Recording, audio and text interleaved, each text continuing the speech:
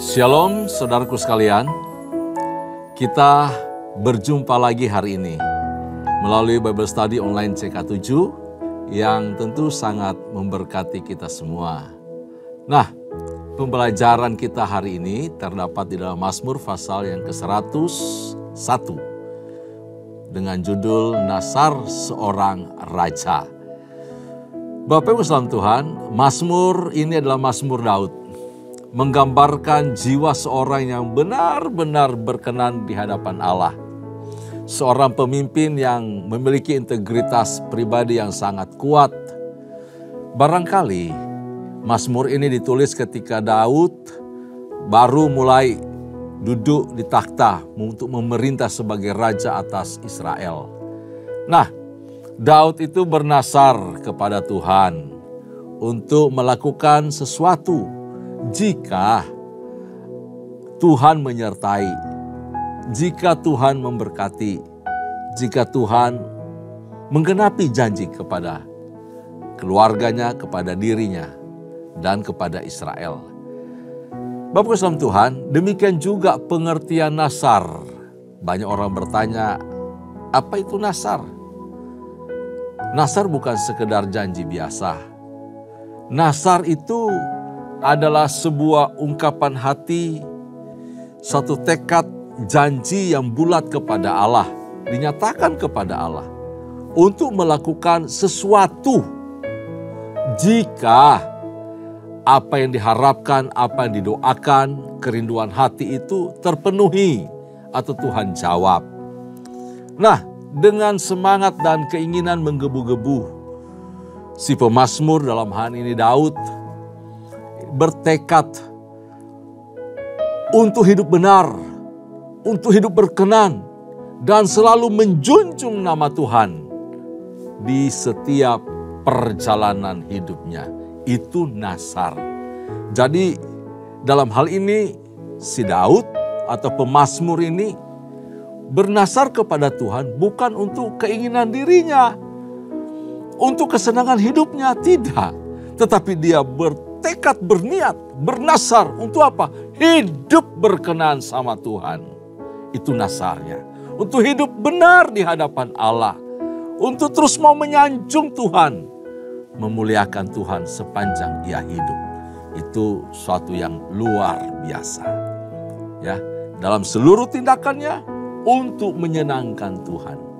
Karenanya itu sebelum kita belajar dan mendapatkan makna rohani dari Mazmur 101 ini, saja kita semua untuk menyembah Tuhan, memuji Dia, sebab Dia Allah yang dahsyat, Allah yang luar biasa. Terima kasih Tuhan.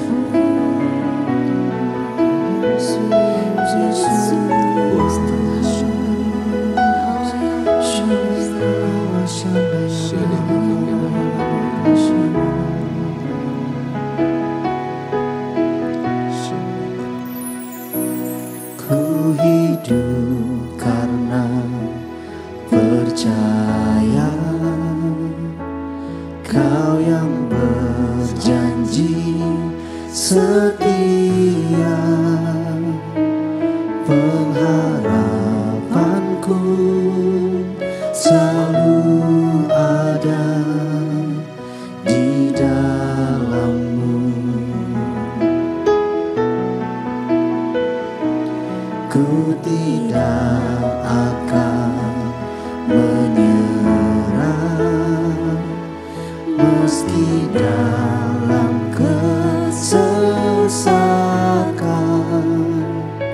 Seluruh hidupku dalam genggaman-Mu.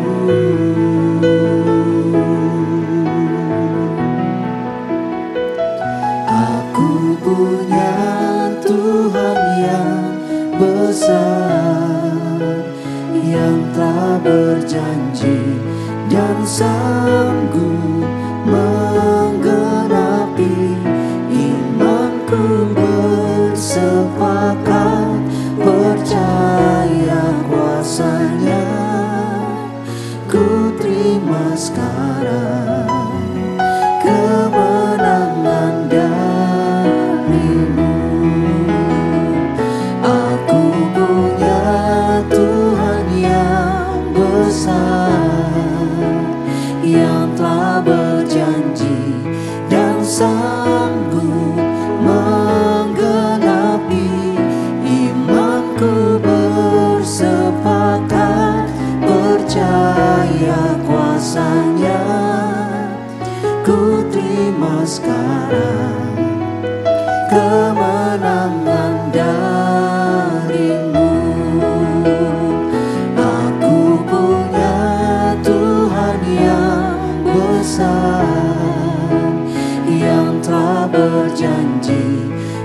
sanggup menggenapi.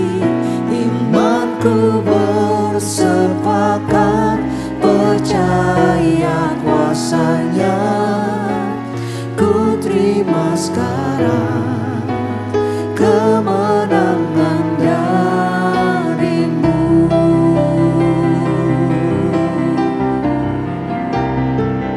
Aku punya Tuhan yang besar, yang telah berjanji dan sanggup menggenapi. Imanku bersepakat percaya kuasa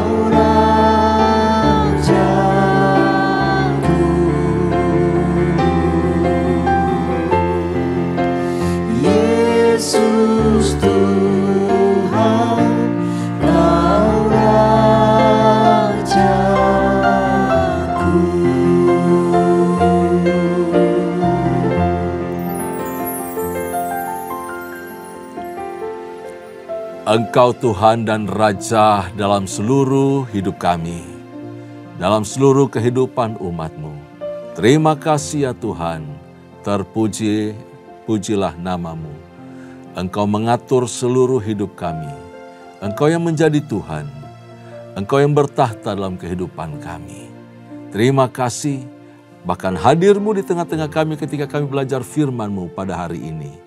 Sungguh akan memberkati kami semua. Terima kasih ya Tuhan, terpuji-pujilah nama-Mu. Urapi hamba-Mu, urapi kami semua ketika kami belajar, ketika kami membaca, merenungkan, dan mengambil pelajaran berharga dari setiap perkataan firman-Mu, sehingga kami bertumbuh dalam iman pengharapan kasih kami kepada Kristus Tuhan dan Raja kami. Dalam nama Yesus, Allah yang hidup, kami mengucap syukur. Kami berdoa. Haleluya, haleluya. Amin. Puji Tuhan. Mari Bapak Ibu kekasih dalam Tuhan, buka Alkitab kita di dalam Mazmur pasalnya yang ke-110. Mazmur 101. Ya, kemarin kita belajar Mazmur pasal 100. Dan hari ini kita belajar Mazmur pasal 101 mengenai Nasar, seorang raja. Di sini raja yang dimaksud adalah Daud sendiri. Jadi Mazmur Daud. Saya mau bacakan firman Tuhan ini buat kita semua. Dari ayat pertama langsung sampai ayat yang ke-8. Ya, sampai ayat yang ke-8. Demikian firman Tuhan. Aku hendak menyanyikan kasih setia dan keadilan. Aku hendak bermazmur bagimu, ya Tuhan. Aku hendak memperhatikan hidup yang tidak bercela. Kapankah engkau akan datang kepadaku? Aku hendak hidup dengan ketulusan hati di dalam rumahku. Mataku tidak ingin melihat perbuatan lalim, perbuatan yang menyeleweng aku benci. Aku tidak mendambakannya. Hati yang serong kubuang jauh-jauh. Aku tidak mau kenal kejahatan. Orang yang sembunyi-sembunyi mengumpat temannya, dia akan kubinasakan. Orang yang sombong dan tinggi hati, aku tidak suka. Mataku tertuju kepada orang yang setia di negeri, supaya mereka tinggal bersama aku. Orang yang hidup dengan cara yang tak bercelah akan melayani aku. Orang yang melakukan tipu daya tidak akan tinggal di dalam rumahku. Orang yang berbicara dusta tidak akan tegak di depan mataku. Setiap pagi akan kubinasakan semua orang fasik di negeri, supaya kulenyapkan dari kota Tuhan semua orang yang melakukan kejahatan. Bapak Ibu salam Tuhan, tidak hanya mengenai integritas seorang Daud, ya, integritas pribadinya yang luar biasa. Tetapi Mazmur ini juga menggambarkan jenis hati yang harus dimiliki oleh seorang raja Israel. Tapi saya kira bukan cuma milik seorang raja yang memimpin. Itu juga harusnya menjadi integritas yang dimiliki oleh semua orang percaya. Amin ya. Nah, apalagi seorang pemimpin harus punya integritas, punya hati yang luas seperti Daud ini. Karena itu Daud itu menjadi tolok ukur dari setiap raja-raja keturunan yang berganti-ganti tersebut memerintah atas Yehuda. Tolok ukur dalam standar kebenaran, kesalehan, ketaatan, hormat takut Tuhan, hobinya yang memuji menyembah Tuhan, gitu. Nah, seorang pemimpin harus punya hati seperti ini, integritas diri yang kuat. Kalau dia mau memerintah dan menjadikan bangsa itu sejahtera, lalu hidup berkenan di hadapan Tuhan. Karena dengan punya hati seperti ini, ia akan memimpin atau dia akan memerintah sesuai dengan maunya Tuhan, kehendak Tuhan. bagi bangsa itu. Kalau hati seorang pemimpin melekat dengan kejahatan, menyukai kebohongan, menyukai tipu daya, menyukai perbuatan kefasikan, tidak adil, tidak setia, wah rusak pemerintahannya. Rakyat juga jadi rusak karena imbas dari kepribadian pemimpin yang tidak hormat takut akan Tuhan. Nah, sikap-sikap dalam Mazmur ini juga sekali lagi harus dimiliki semua orang percaya, umat Tuhan, tak terkecuali kita ya yang sedang membaca, merenungkan firman ini. Karena firman yang sedang kita baca ini tujuannya untuk kita juga. Bagaimana kita belajar supaya memiliki hati seperti pemazmur, mendambakan, menginginkan, bahkan punya tekad mau lurus sama Tuhan. Itu nasarnya dia. Bertekad, berniat untuk hidup lurus berkenan sama Tuhan. Dengan cara menjauhkan semua bentuk kejahatan-kejahatan itu. Nah, menurut Daud, hal yang harus dilakukan untuk memiliki hidup benar di hadapan Tuhan adalah menghindarkan diri dari perkara-perkara yang penuh kejahatan. Menghindari kelompok pemfitnah, memelihara pikiran hati untuk supaya tidak sombong, tinggi hati, ya. Mempraktikkan hidup benar seperti yang didoakan atau menjadi nasar pemazmur ini memang sulit, tidak mudah, ya. Tidak semudah mengucapkan, aku mau hidup lurus, aku mau hidup jujur. Gampang ngomong, aku mau hidup adil, aku mau hidup benar. Gampang ngomong, berucap itu cepat. Karena pepatah mengatakan lidah tak bertulang. Jadi nggak bisa dikendalikan, susah mengaturnya. Tetapi untuk melakukan sesaat bisa. Tetapi untuk menjaga terus lurus, wah itu butuh satu komitmen, perjuangan dan anugerah Tuhan tentu saja. Anugerah Tuhan, kita minta kemurahan Tuhan, anugerah Tuhan, kuasa Allah memampukan kita. Betul.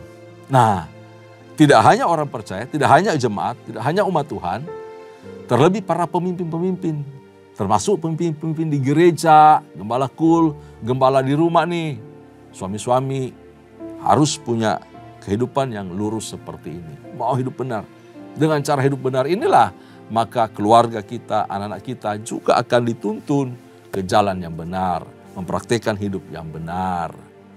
Gitu. Oke, Bapak Islam Tuhan, Daud itu menyadari akan sulitnya, beratnya, sukarnya untuk hidup lurus, hidup jujur, hidup benar, hidup setia, hidup adil, dan berkenan sama Tuhan. Karenanya itu di ayat yang kedua dia minta pertolongan Tuhan. Dia berdoa, dia minta Tuhan, aku hendak memperhatikan hidup yang tak bercela. Waduh, ini suatu yang sangat luar biasa urusan Tuhan. Untuk terus tak bercela, tak bercacat itu. Hidup benar di dalam moral, perilaku, tindakan, sikap hati. Itu punya perjuangan yang sangat-sangat sulit. Karenanya itu dia berdoa, dia minta kepada Tuhan. Dia tanya nih, kapankah engkau akan datang kepadaku? Aku hendak hidup dengan ketulusan hati di dalam rumahku. Daud minta sama Tuhan, minta pertolongan Tuhan. Kapan engkau datang kepadaku? Kapan engkau menolong aku? Kapan engkau membantu aku? Itu doanya. Kalau bahas sederhananya begini, Tuhan, jujur aku mau hidup benar, hidup saleh. Aku mau hidup tak bercacat celah di hadapanmu. Tapi please tolong, beri aku kuasa. Beri aku kemampuan. Urapi aku. Roh Kudus mampukan aku. Gitu. Cuma dengan kuasamu, dengan kemampuan, dengan hadirmu aku bisa hidup seperti yang engkau inginkan. Hidup tak bercacat celah. Bapak Ibu salam Tuhan. Dosa dari sekitar kita. Dosa bisa menguasai pikiran kita. Setiap waktu dia bisa menggoda kita untuk bisa jatuh terjerumus. Berbagai jenis, berbagai hal. Tipu daya iblis luar biasa, tipu daya dosa luar biasa. Ya. Cuma oleh karena anugerah Tuhan, kemampuan Allah, kuasa Allah yang bisa menaungi, menolong kita. Kalau kita berjalan tanpa disertai Tuhan, jatuh kita, hancur hidup kita. Jadi kalau sampai saat ini engkau tetap lurus di hadapan Tuhan, itu karena kemurahan Tuhan, oleh karena pertolongan Tuhan. Karena Dia yang hadir dalam hidupmu, dalam hidupku, dalam hidup kita. Nah, Bapak Ibu saudara Tuhan, dikatakan di sini, aku hendak hidup dengan ketulusan hati di dalam rumahku. Daud tidak mau mempertontonkan itu di luar dulu, jauh-jauh ke tempat sana. Dia mau mulai dari rumahnya. Dia mau mulai dari keluarganya. Dia punya tekad yang luar biasa. Dia mau menjadi berkat buat istri. Dia mau menjadi berkat buat anak-anaknya. Dia mau memberi teladan hidup. Walaupun kenyataannya setelah dia asik memerintah, menang-menang perang melulu, dia bisa lupa nasarnya ini. Dia menjadi pribadi salah satu raja yang gagal di dalam mengatur rumah tangganya. Dia jatuh juga di dalam dosa. Itu bukti bahwa sungguh-sungguh dia butuh Tuhan. Butuh kasih karunia Tuhan. Butuh pertolongan Tuhan. Daud yang begitu dekat, melekat dengan Tuhan saja bisa mengalami kondisi itu. Apalagi saya dan saudara kita semua. Sehingga ketika sampai saat ini jika kita belum jatuh, jika sampai saat ini kita masih bisa menjaga moralitas kita yang baik, yang luhur, yang mulia di hadapan Tuhan. Jika sampai saat ini keluarga kita baik-baik, semua oke. Itu karena anugerah Tuhan. Bukan karena kuat kita, gagah kita, hebatnya kita, salehnya kita. Seolah kita orang paling benar, paling berkenan sama Tuhan. No, itu karena Tuhan. Karena Roh Kudusnya yang diam di dalam hidup kita, melindunginya. Melindungi hati, pikiran hidup kita selalu. Meluputkan kita dari segala macam kuasa dosa. Karenanya itu terus minta pertolongan Tuhan. Minta penyertaan Tuhan dalam kehidupan kita. Bapak Ibu saudara Tuhan, mulailah dari rumah, dari keluarga kita, kepada anak-anak kita, keturunan kita, kelompok sel kita, ke kul kita, ke komunitas kecil kita, ke lingkungan, ke gereja, ke kota kita bahkan. Wow, jika kita hidup seperti ini, hidup lurus, benar, maka segala bentuk kefasikan, kejahatan akan sirna, akan tidak ada. Tidak bisa hidup, Bapak Ibu saudara Tuhan. Daud membangun hidup yang tak bercelah. Dia berjuang untuk menjalani hidup benar di mata Tuhan.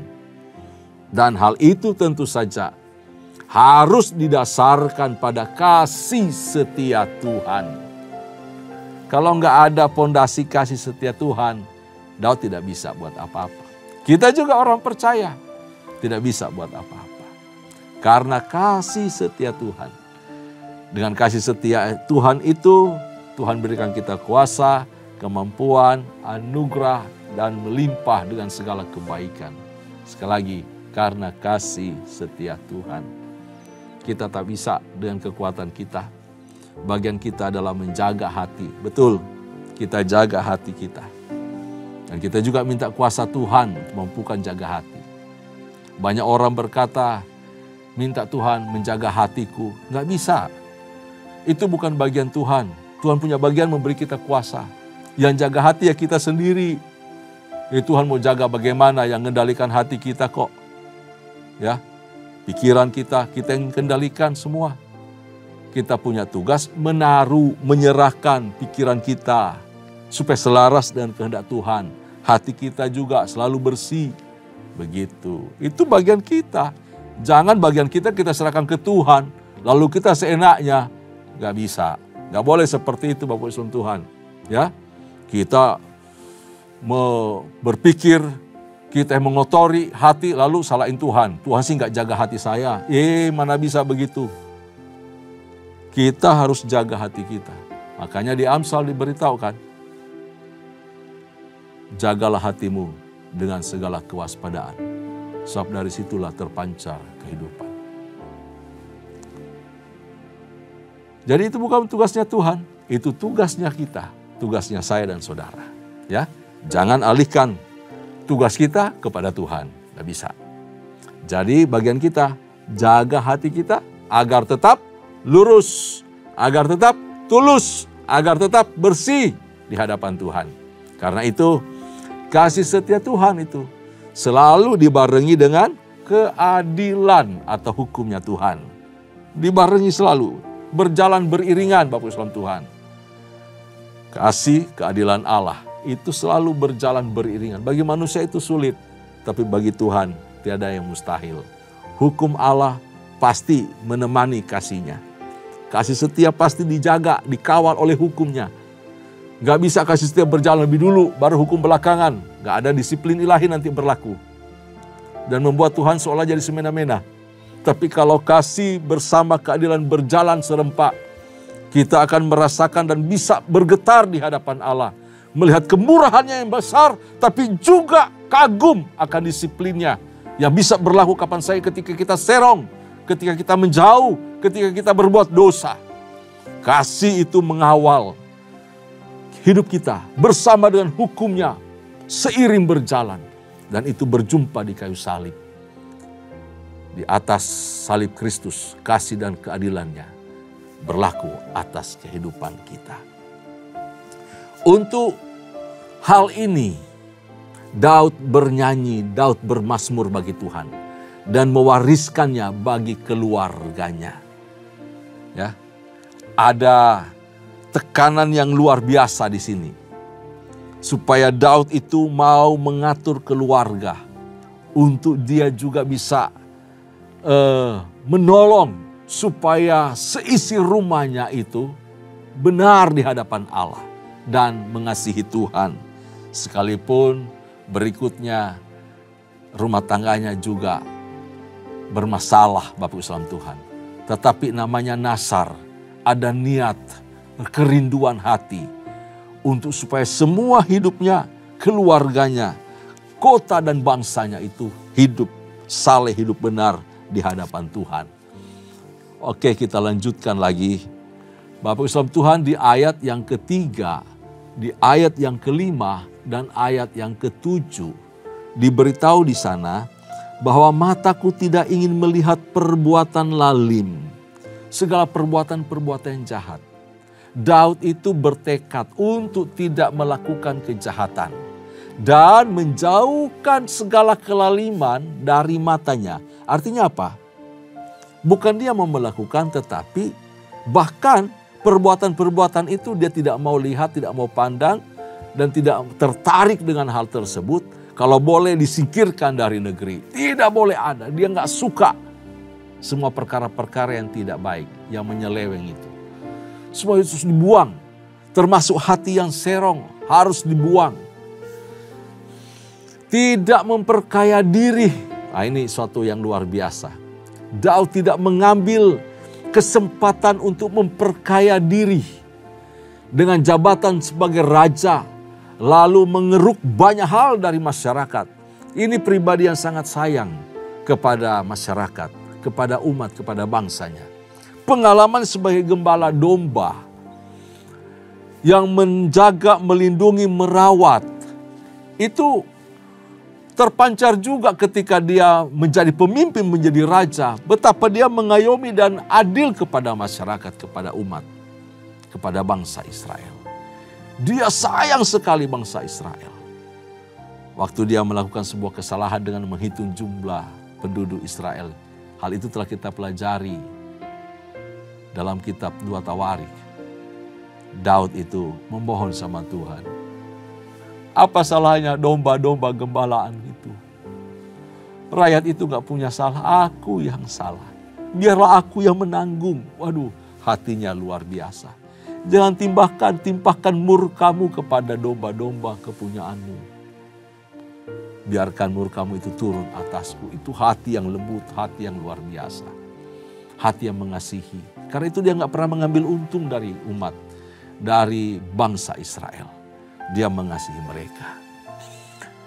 Raja Daud tidak juga mau berurusan dengan orang-orang yang penuh dengan kekejian, penuh kebencian, dendam. Dia nggak suka. Karena apa? Dia pribadi yang suka mengampuni.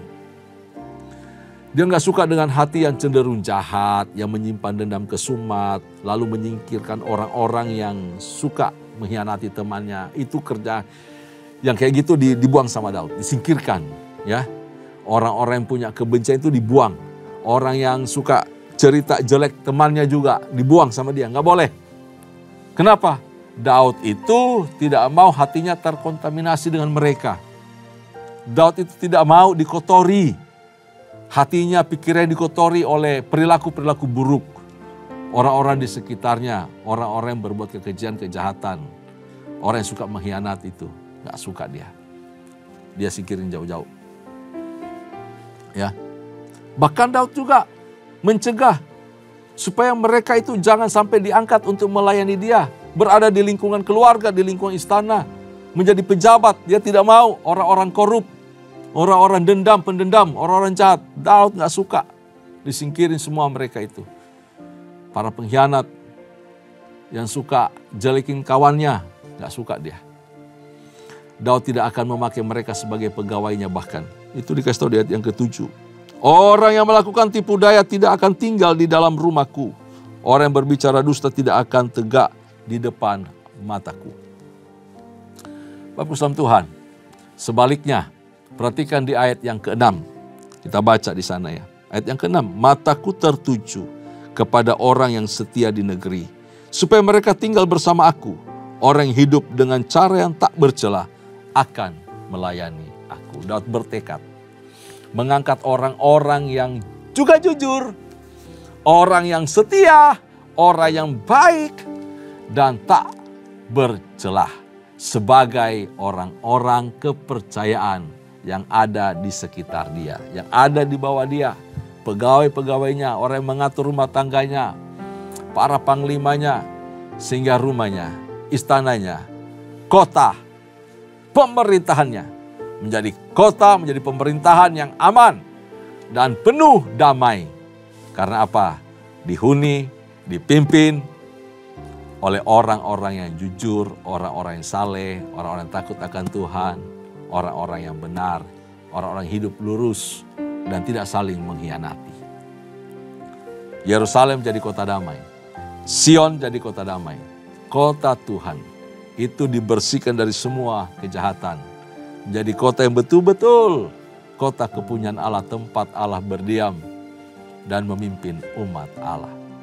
Bapak Islam Tuhan, akan tiba saatnya ketika anak Daud, ketika Mesias, yaitu Yesus Kristus Tuhan juga, akan melenyapkan semua orang-orang yang melakukan segala bentuk kejahatan dari Yerusalem baru. Yerusalem baru tidak dihuni oleh orang-orang seperti tadi dikatakan, penuh kebencian, penuh iri hati, suka mengkhianat, dendam, melakukan kejahatan, hati yang menyimpang, hati yang serong. Tidak layak untuk hidup di Yerusalem baru, Bapak Islam Tuhan. Yerusalem baru itu bersih dari segala keduniawian, dari segala bentuk kejahatan. Karena itu penghuni Yerusalem baru, surga yang mulia, adalah betul-betul orang-orang yang ditebus oleh Kristus, yang telah bermandikan darah Kristus,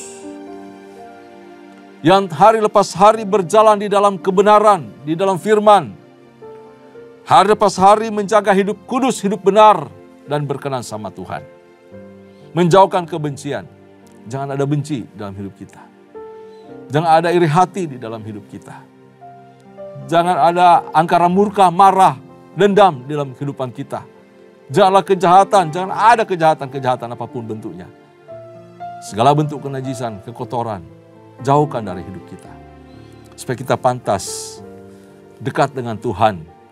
Berdiam, tinggal di kota Yerusalem baru, di surga yang mulia bersama Kristus Tuhan Raja kita.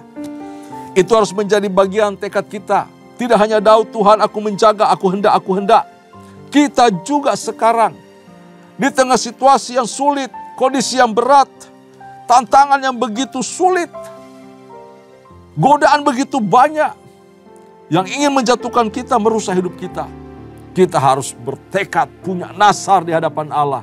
Aku mau jaga hati, aku mau jaga hidup, aku mau jaga iman, aku mau menjaga kasih kepada Allah dan kepada sesama. Aku mau menjaga keluargaku untuk hidup hormat takut akan Tuhan. Itu tekad kita, itu nasar kita kepada Allah. Supaya kita dikatakan sebagai orang-orang yang berkenan di hadapan Allah. Hidup benar, hidup kudus, dan memuliakan Tuhan. Maka saya percaya kita adalah warga kerajaan sorga. Kita adalah orang-orang kepercayaan Kristus. Kita adalah orang-orang sahabat Allah. Kita adalah orang-orang duta kerajaan Allah. Sejak saat ini bahkan layak tinggal bersama Kristus untuk selama-lamanya. Seperti Daud, mari niatkan hatimu untuk hidup berkenan sama Tuhan. Bawa nasarmu kepada Allah, bukan untuk kepentingan dirimu, tapi untuk kepentingan Tuhan. Supaya namanya dipermuliakan di dalam kehidupan kita. Amin. Tuhan Yesus memberkati kita semua. Tundukkan kepala, kita berdoa. Kami mengucap syukur untuk anugerah-Mu Tuhan dalam kehidupan kami. Mampukan kami untuk hidup benar, hidup kudus, berkenan di hadapan-Mu. Roh Kudus, kami serahkan hidup kami dalam tangan kasih-Mu. Tuntun kami, sertai kami, mampukan kami dengan kuat kuasa-Mu untuk terus hidup benar dan berkenan di hadapan Allah. Semua kami umat-Mu pada hari ini, berkati, urapi, sertai kami. Dalam nama Yesus, kami mengucap syukur, terima kasih buat firman-Mu. Haleluya, haleluya.